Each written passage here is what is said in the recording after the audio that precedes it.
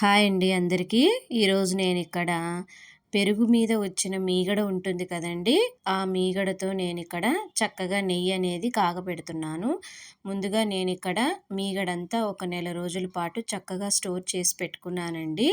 ఈ మీగడంతా నేను 2, 3 గరిటెలు ఇలా తీసుకొని చక్కగా మిక్సీ జార్‌లో వేస్తున్నాను. అలాగే ఒక ఫుల్ గ్లాస్ నిండా వాటర్ వేసేసి చక్కగా బ్లెండ్ చేసుకోవాలండి. బాగా ఒక 2, 3 టైమ్స్ బ్లెండ్ చేసుకుంటే చూస్తున్నారు కదా! మనకిక్కడ పైన వెన్న అనేది ఫామ్ అవుతుందండి.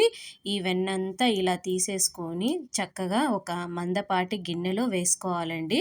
సో, ఇలా వెన్నెలో వేసేసుకుంటే మనకు కింద మజ్జిగ తేట వస్తుంది కదా! ఈ మజ్జిగ తేట అంతా తీసేసి వేరొక బౌల్‌లో వేసేసుకోండి చక్కగా.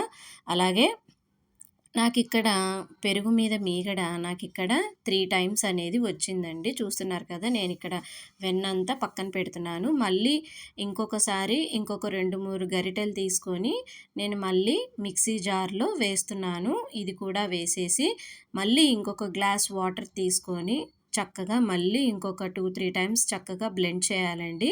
బ్లెండ్ చేసిన తర్వాత మళ్ళీ మనకు వెన్న అనేది ఫామ్ అవుతుంది. చూస్తున్నారు కదా! ఈ వెన్నంతా తీసేసి మళ్ళీ అదే బౌల్‌లో వేసేస్తున్నాను. నాకలా 3 టైమ్స్ అనేది నాకు వెన్న అనేది వచ్చిందండి. ఇప్పుడు మనము స్టవ్ వెలిగించి స్టవ్ మీద మనము వెన్న తీసి పెట్టుకున్న గిన్నె ఉంటుంది కదా! ఈ బౌల్‌ని తీసుకెళ్ళి స్టవ్ మీద పెట్టుకుందాము. స్టవ్ మీద పెట్టుకొని కొంచెం మీడియం ఫ్లేమ్‌లో పెట్టుకోండి. మరీ హై ఫ్లేమ్‌లో పెట్టుకోవద్దండి, మాడిపోతుంది. ముందుగా మనకు మీడియం ఫ్లేమ్‌లో పెట్టుకుంటే కొంచెం పైన వాటర్ కంటెంట్‌గా ఉంటుంది కదా! ఆ వాటర్ కంటెంట్ అంతా కరిగిపోతూ ఉంటుందండి.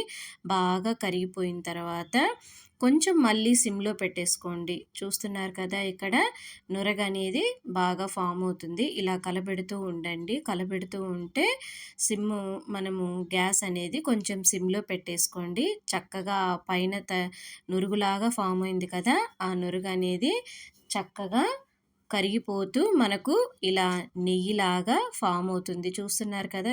మీకు చక్కగా చూపిస్తున్నాను.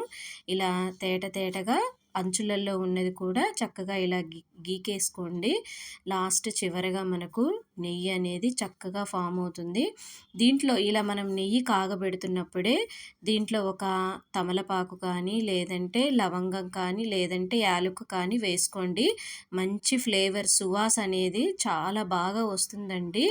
సో, నెయ్యి అనేది చక్కగా కరిగిపోయిందండి.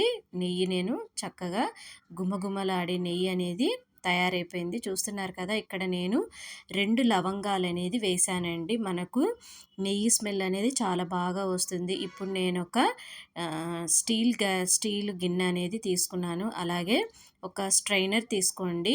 ఈ నెయ్యి అనేది ఇలా స్ట్రైనర్‌లో వేసేసి చక్కగా అంతే, ఇదంతా పూర్తిగా చల్లారిన తర్వాతే వెయ్యాలండి వేరొక బౌల్‌లోకి. మనకు కింద నల్లగా ఉంటుంది కదండీ మాడనేది, ఆ మాడంతా ఈ స్ట్రైనర్‌లోకి వెళ్ళిపోతుంది. మనకిది ఎన్ని రోజులు కావాలంటే అన్ని రోజులు ఈ నెయ్యి అనేది చక్కగా స్టోర్ చేసి పెట్టుకోవచ్చండి. మంచి గుమగుమలాడే నెయ్యి అనేది తయారైపోయిందండి. చూస్తున్నారు కదా! మీరు కూడా ఇలాంటి పెరుగుతో తయారైన ఒక చక్కని నెయ్యి తయారు చేసుకొని పెట్టుకోండి. సో, ఈ వీడియో నచ్చితే ప్లీజ్ లైక్ చేయండి, షేర్ చేయండి, అలాగే సబ్స్క్రైబ్ చేసుకోండి ఫ్రెండ్స్. Thank you.